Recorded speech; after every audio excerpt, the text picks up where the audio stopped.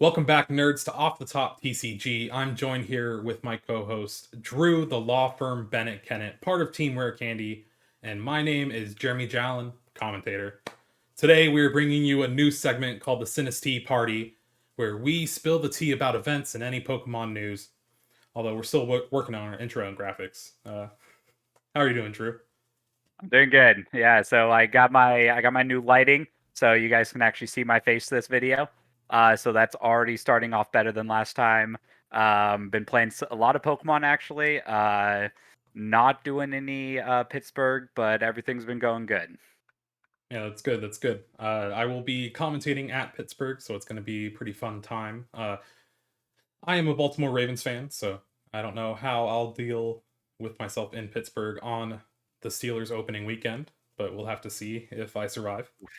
Worst case scenario for you, that's for sure. Well, it's just I'm a 49ers fan for the weekend, which also sucks, but at least it's something. And now we have been in this Obsidian Flames format for a little bit now, since Worlds after that the set came out. And this is really the only uh, big tournament that we have for this set. Now we have played in a few cups. You've beaten me in a few cups. Do you want to talk about that and see kind of how that can translate towards a 1,800 person master tournament? Yeah, so it's this one, and then there's a couple European events. The special event and a regionals up in Europe are both going to be in this format. I think Peoria is the first tournament with 151. Oh, okay, okay. Yeah, so everything up until then will have just Obsidian Flame format. So, I mean, like you said, right now, a lot of cup challenges. Everyone's been seeing on Twitter and Facebook every single list that top 16s at cup or top 16s at challenge. There are so many lists being posted. We also have those online late nights on Limitless that have been happening, online events. Quite a few have been having more than 100 people, so a lot of people playing right now. A lot of different decks, very similar to what we kind of saw at Worlds. A lot of different decks. All those decks still exist. There was no rotation, so they all are still coming full force, ready for Pittsburgh. Jeremy and I both live in Arizona. We played in the same cups. We had 3 cups over the last 2 weekends that we played in. Jeremy top eighted 2 of them. Yeah. I top forward one and won another. So had some pretty decent finishes between us. First cup I played in, I played what I thought was going to be like the best deck in format, Kyogre. I think the deck is absolutely insane. However, I hate Colress's experiment. And that tournament did not do me justice. Probably made a couple mistakes here and there. It's a cup.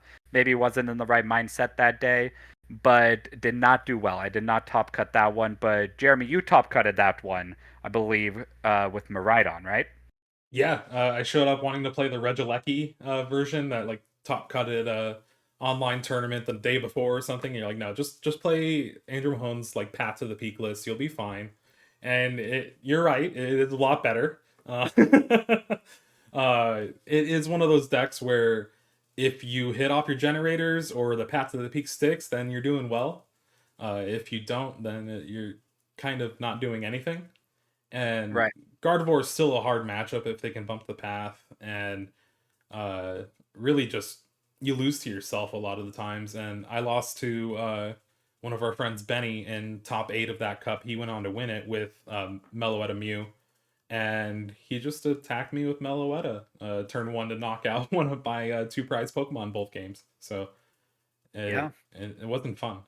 Yeah, I mean, someone needs to trademark the phrase path and pray because Yeah. that's what these path decks are. That's what Mew used to be before it kind of evolved back into Fusion Mew. It was path and pray.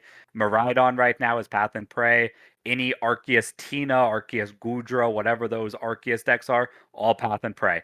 That is just the name of those decks. So that just Pokemon should trademark that. That's just where we're at right Writing now that with down now. right. But yeah, and Maridon's no different. That deck gets to play the judges. It's pretty frustrating to play against if you don't draw out of it, just like any other path deck. Because that deck does not need a lot to function, And hey, you got top 8, only losing to someone who drew out of it. So it's a solid deck. I believe it actually also top 4'd by another player that same cup. So there were a couple of you in top 8 with the just about the same list. You guys maybe were 1 or 2 cards off. It's hard to really change it that much at this point. Right. Yeah, there's not much to do without messing up your own consistency. Are you playing Path? Perfect. You're playing Mahone's list. Yeah. Which he dominated Worlds with. So he didn't win Worlds, but he made it through day 2, 6-1 with it, and then ended up 21st place in day 2. So very impressive showing with the deck, and I think Path to the Peak was probably the reason for that. Yeah, it's such a powerful stadium card, and really being able to shut off a lot of the abilities that these decks rely on. One of the newer decks that people have been playing, and you actually won your cup with, was the Arceus V-Star Charizard EX Pidgeot EX, and that's a deck Yep. that loses the path. Deck struggles to path, yes. If you do not get that out to path turn 1 or turn 2, it's definitely not fun. Pidgeot actually gets rid of path if you attack with it, but attacking with anything in that deck under path is very difficult. But yeah, I did win the cup. I played against one path or 2 path decks. One of them was Giratina, and they dead drew just as much as me off of their path. And then the other one, I just destroyed the Miraidon deck. I did not get Path to the Peak, and it was not close. So I think, honestly, I love Charizard. I think it's one of the most fun decks I've played in a very long time. I won that cup, which obviously makes it even more fun for me. It was a pretty generic list with the Arceus, the Pidgeot, and the Charizards. I don't think I'll be running that type of list anymore. I think the deck has already evolved. There's better ways to play it. I'm probably going to have a video about my Charizard that I would be running in Pittsburgh coming out in a couple days here. I'll have it out before Pittsburgh, but it may just be the day before, maybe Friday. But I do think that that new engine is very exciting. Playing Pidgeot, I played back when we had Quick Search in Fire Red Leaf Green back in the day, and it's a fun card to play. It's similar to the Inteleon engine, where you have to make a single decision each turn, and that single card you get, you only get one. So if it's the wrong card, you put yourself back. If it's the right card every single turn, there you go. You are gaining that incremental advantage every single turn. Charizard felt like the deck where I was able to create checkmate on board more than I've ever have with any other deck. And that was a cool feeling for me, and that's why I kind of enjoyed playing that deck, actually making those decisions. Well, yeah, you have the incremental damage with its attack, and only costing 2 fire instead of 3, like most of the other like Pokemon like Arceus and stuff like that. And then the fact that you get to charge up your Pokemon with its ability as well. It really gives you the best of all like 3. And once your opponent takes 2 prizes, you're hitting really good numbers for the rest of the game. And you just have a lot of HP too. Can't really forget about that. It's hard to deal with, and you're trying to deal with the Charmanders before they become the Charizards. Yep, exactly. And the idea of my Charizard is going to originally be two-shotting anything, but it's also getting two-shot. So in your head, you're thinking, okay, I'm two-shotting, two-shotting. Am I winning the prize trade? Then you realize once they knock out that first Charizard, your second Charizard is one-shotting. And you're like, oh, I destroy the prize trade. This is amazing. Yeah. It's a good feeling. And you ended up top fouring with Gardevoir the next event. You beat me in the final round. I was playing Arceus Charizard. It was sad, but you know it had to happen. Yeah, had some friendly fire happen in there. But yeah, I went with Gardevoir. I kind of played the meta. Decided to. Just won with Charizard at the cup. A lot of people were like, "This deck's amazing. This is so cool. It's running so well." Kind of had some expectations that there was going to be quite a bit of Charizard at the next event, and I do think Gardevoir has a good matchup versus that version of Charizard. There are Yeah, ways to build Charizard where you maybe have a better Gardevoir matchup, but the version that I played and that everyone was kind of copying was one that I think Gardevoir really hurts. So I built my Gardevoir in a way to kind of metagame everyone. It was tournament the very next, or yeah, the very next day. No, it was the next week. So I had a little bit of time to build my deck, and people had time to pick up their Charizards, yeah, which was something that held people back. So decided to go with Gardevoir, and I just couldn't beat Kyogre. It was kind of poetic after my first cup and how bad I did with Kyogre. That Kyogre was also going to be the deck to keep me out of my second cup win. But they were running on all cylinders, and I went Mew, Mysterious Tail, play down one Ralts Pass, both games in top four. And he grew well, played well, couldn't beat him. It was not a fun top four, but hey, that's Kyogre. I still think is a strong deck, so I can't be too upset. And then, of course, the cup you won at, I got top 8 with Arceus Klefki Aerodactyl because I wanted to just not really play that day. And, it's good when you start Klefki every time, but I went second every single round. And even in the cup that I lost to you playing Arceus Charizard, I went second every single round. And I played in a challenge right after. I went first every round. So I think it's just if the tournaments actually matter, I'll be forced to go second, so I shouldn't play Arceus. Yeah. I don't think maybe that's why you top eighted with Miraidon. Going Maybe, yeah. second is pretty solid for that deck. Honestly, you can get that turn one attack and path, judge, all of it in one turn. So maybe that's just where we're at. You want to play a deck that goes second. All right, I'll switch to United Wings. It'll be Oh, fine.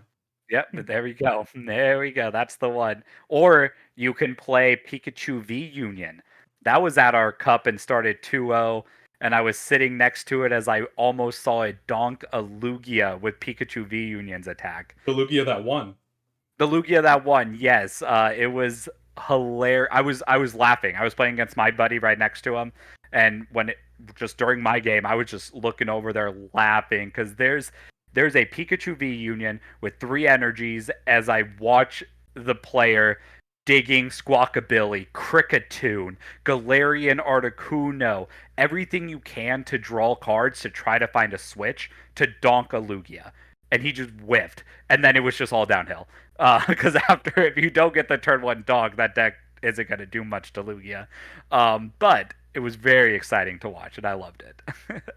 And with all these cups, we've been actually pretty fortunate that we don't have to travel too far in Arizona. We have a wealth of different card shops that are available to us in the Phoenix metro area to where I think it was 40 minutes was my longest cup ride, and it hasn't been too bad. I know a lot of players online have been saying they've been traveling 1-2 hours to cups, and I don't know if it's worth it right now just because it's the start of the season. I know the points are going to matter, but we always see kind of a decline in attendance the later the season goes in these cups. Yeah, we definitely do. This year may be a little bit different. We'll see. We'll see how the invites shape up at the end of the year. I think we might see a lot more people active in the cup. So getting your points early on could make it so the second half of the season you kind of get to relax a little bit. I know the person who won actually both of our cups in the weekend. So the Lugia player came down from I think it was Colorado, drove 10 hours, decided, oh, there's 2 cups on the same weekend. I can knock them both out. Won both of them. That's 100 points that now he doesn't have to worry about. Which I mean, it's a good feeling to get him out of the way as soon as possible. Because fourth quarter comes around, you're kind of winding down. You're getting ready to go to Hawaii. You don't want to be going to Cups. No one wants to. No one wants to go to Cups at the end of the You don't season. want to play Pokemon? Well, not cups. There's a lot of regionals and ICs and stuff happening. So if you can get them when there's no large tournaments happening, that's what you want to do. That is true. And we also saw a variance in pricing with the 3 cups that we attended. And I know there was, I think, 4 or even 5 at the same time throughout the weekend. Um, how much does that factor into you choosing to go to a cup? Because I know one of them there, it was the one you won, right? Was a case tournament. Yep. Yep. The one I won was a case tournament. So for winning, I got 3 boxes. So it was a case of prizing for all of top eight. And I got 3 boxes for winning. That I don't think it actually changes whether or not I personally or people in general will go. The point is why people go to locals, not the prize support. However, I do think it changes the importance of the deck someone would play. I picked a deck Kyogre that I knew in a best of one maybe didn't have the best shot of winning the tournament unless I ran especially hot. And then for the case tournament, I was like, okay, I'm not dealing with that anymore. I need a deck that I know will just do what it needs to be doing. And maybe it's a little bit of a surprise. I'm metagaming a little bit. I want to get these prizes, not just the point. There's more on the line at that point. But for point, I think points is definitely the reason to go. We're kind of held hostage by points right now. Yeah. That's the case with a lot of local events. A lot of people don't like going to local events. I know Azul refuses to go to local events. He's just like, I'm not doing that. I'll get my points at regionals and ICs. I don't support locals. I'm not going. Or he supports his local stores, but like local event structure and Yeah. points and everything coming from them. So that's a real thing. Me, I enjoy playing in locals. I like playing with different people. I like supporting the local scene, making sure that the game is still growing everywhere. So I don't mind going, but we are kind of at hostage for the points that they do provide, and I think that's why we see some mediocre prize support from some of them. And it at least in the few that I went has always been pretty good. Sun Valley Games, of course, is the one that was the case tournament. They're always amazing. I love Abe and everything they do there. Samurai Comics West, that was the one that I was mostly surprised about. Is Yeah, play Pokemon pack each round, which was amazing. And yeah, then that it was was awesome. a pack per win. So even if you went 2 and 3 in Swiss, you get 2 packs at the end of it. Yeah, It's less top heavy for the tournament in general, but I think if you're going there for points anyway, you're not really going to care that much. And if you end up winning the tournament, that's like 9 packs, and you get play Pokemon pack each round too. It equals out, I think. I really like that structure. Yeah, we paid $10. Got one of those play Pokemon packs that have the really cool foils in them. Every single round you played, and then every win was a pack. I think win per or a pack per win is a very good way to run the events for everybody. Like you said, not top heavy, but the points are top heavy. Yeah, That's what I was saying about the points is why we go to events. Anything extra, we just want something, right? We don't want to show up and first place gets a mat, everyone else gets a participation pack or a participation pop series pack, right? Because those are supposed to be given out for every league, right? Those are the point of that to get people into yeah, your leagues. So it's kind of like a cop out for them to use that as their pricing. But for staying there all day, even if you were 0 and 5, they were still giving out those packs to those 0 and 5 players or the 1 and 4 players. Didn't matter because they were there, they were playing. It was essentially like they were playing in league. So here's your pack for participating. Wonderful. Oh, you got one win. Congratulations. What type of Pokemon pack would you like from the store here? I think that's an excellent way for stores to do cups. $10, $15 entry fee. Keep it low so that more yeah, people can realistically come to your cup. More people will start coming if prizes are low or if prizes are decent. A couple packs here and there, pack per win. I think that was amazing personally. And then keep the cost a little bit lower, and it'll just make it so more people enjoy playing in those cups. I'm gonna go back and play in the cup at that store every time there is one. oh yeah, I have 100%. no intention of not going to that store ever again. Yeah, no, it really left a great impression on us, and uh, I think the only thing was they had a lot of space, but everything they had kind of made it cramped. Yep, yep. But even with that, I'm not even worried. Yeah, Like, yeah, it was a little bit cramped, but it was enough. I wasn't bumping into people, so it was okay. yeah, and it was really great to see, and I think you're exactly right, especially with how much barrier of an entry it is to go to regionals, to go to ICs. You got your flight, you got your hotel, you got your entry to the tournament, and then your food for the weekend. That's a lot of money. And if you're going to be dedicated enough to play Pokemon competitively and do that, you are going to want to be rewarded if you do well in it. And that's why I think the increased prize sport's really great for the regionals. But for cups and stuff, yeah, $10, go in, you get a bunch of packs. Like, that's all you really need. Yeah, that's how you get people invested in the game. I know when I first started, that was one of the reasons I kept playing when I was a kid. I got prizes, packs, pins, deck boxes, like a lot of sleeves. I got a lot of little things as a kid that made me continue playing this game 19, 20 years later, right? Like those are the memories you make. Those are what you like being rewarded with for playing this game that everyone here loves to play. And now we're going to move on to regionals. They're starting up for the season this weekend in Pittsburgh. I know you're not going, right? Yeah, no, I'm not going. It's my birthday on Friday, so I decided didn't really want to spend my birthday in Pittsburgh. Take this regionals off. Decide I'm going to go to Dave and Buster's. If you don't know what that is, it's like an arcade bar, like fun play, adult Peter Piper, adult Chuck E. Cheese. I think those are everywhere. So I'm gonna do that, have some fun, staying home. I'll watch it. I have a cup this weekend as well, so I'll play in the cup, watch Pittsburgh, but not going to be going. But you are, and you are not playing. Yeah, I'm not playing. I will be commentating the event, and I will be spending the day after my birthday traveling to Pittsburgh, which sounds terrible, but you got to do what you got to do. Hey, when you're a Steelers fan like you got to get to Pittsburgh. Oh God, don't ever say that again, Drew. I made sure to try not to draft any Steeler players on my fantasy football. I still got one, but he's on the bench for now. Will remain on the bench unless a Raven gets injured. Yeah, basically how it is. I got Odell Beckham Jr. and over him, so it's fine. Perfect.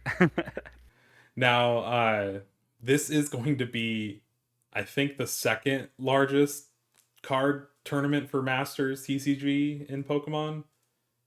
There's 1,800 or so players registered, and that's just insane to me, especially with it being kind of a East Coast. Can you call Pittsburgh East Coast regionals? Yeah.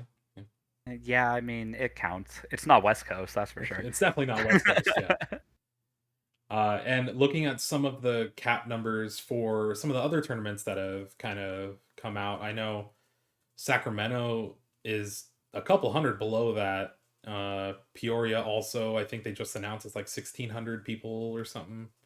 And so right now, as it stands, Pittsburgh is going to be one of the biggest tournaments of the year, at least for a couple months. Yep. Are you sad you're going to miss it then? Absolutely not. No, I'm still I've played in a lot of regionals, I've played in a lot of tournaments.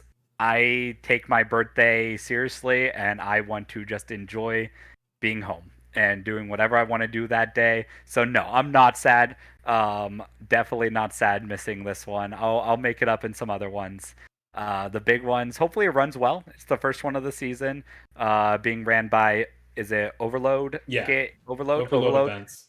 Overload events. Definitely follow them on Twitter for updates. But they've been running phenomenal tournaments for as long as I've been playing. Christine Noah is a phenomenal organizer.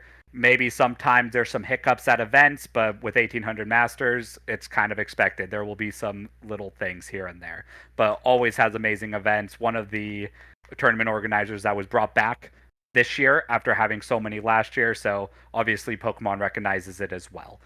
So expect a good event, which is good. And I believe also there is no lunch break for anyone in Pittsburgh. Yeah, that was Which I at least Masters TCG, I know.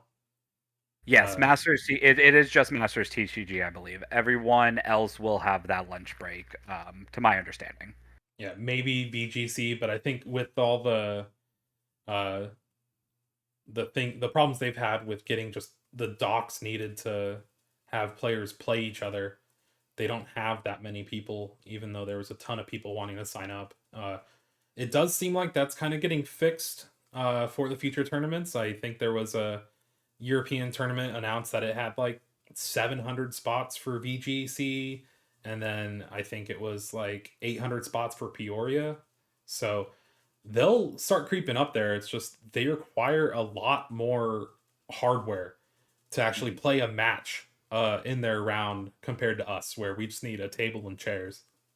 Yeah, definitely a lot more for them, and I imagine there are a lot of logistical issues happening, especially because it's so many different technology, right? So many things that could go wrong with it, but hopefully VGC gets their justice and can have a full season without too many hiccups. I know VGC kind of gets the short end of the stick a lot, even though it is so popular and everyone loves watching it, playing it. So hopefully this season can kind of go without any hiccups after they get everything figured out.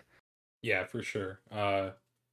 And at least for the tournament for Pittsburgh, I don't really know what to expect. These cups have been a lot of the same kind of carryover decks from Worlds, and then like a little bit of Charizard sprinkled in there, thanks to you and Garrett. Um, Other than that, I haven't really seen much variance, much people wanting to try something new.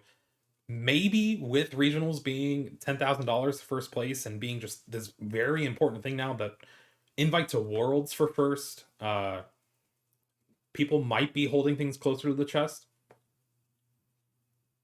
They definitely could be. Probably less people playing their decks, their secret decks online or at cups. Maybe they play them at their local cups and they know that it's not going to get leaked.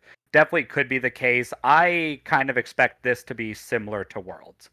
Worlds, we had 5 decks that were all anywhere between like 12 and 15%, which made up the majority of the field. And then there were a couple other decks all around 7, 8, 6%, right?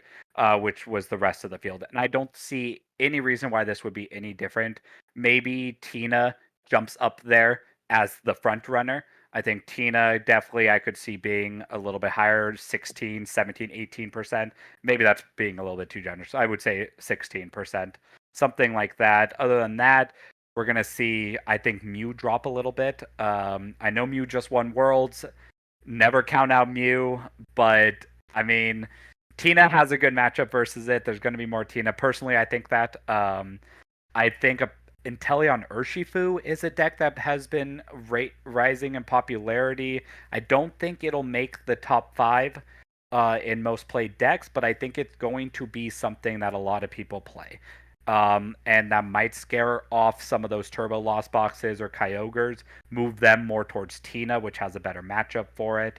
That's something that people who are hardcore testing for Pittsburgh are going to have to figure out. I haven't been hardcore testing. I've been hardcore testing for cups. That is a completely different animal.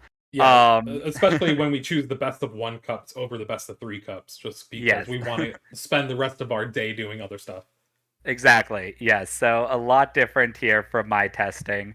But yeah, definitely expecting some Tina. Guardy, underrated right now. I think Guardy is a very good deck. I think there's different ways to build it.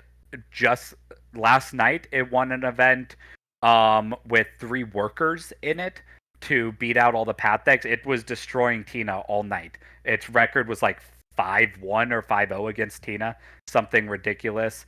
So the workers just beat Path decks, and Path was the main thing that hurt Guardy. So if you set up and beat Path, Guardy's still the best deck in format. I fully believe Guardy is the best one prizer. It's the best deck in format. Yes, there's some times when it loses to Lost Box. It's a pretty close matchup, but there was also times Lost Box says draw pass, Yeah, or I don't have Colress, or I don't have Battle Pass, I'm not doing anything. Guardy goes, perfect. Rare Candy, Gardevoir, Curlia, take knockout, right? Now they win the game. It really all comes down to those first couple turns. And then not getting Path by Tina. So I think Guardy, obviously really good. We'll see a lot of Miraidon jumping back up. So it's going to be a different few decks that are in those top.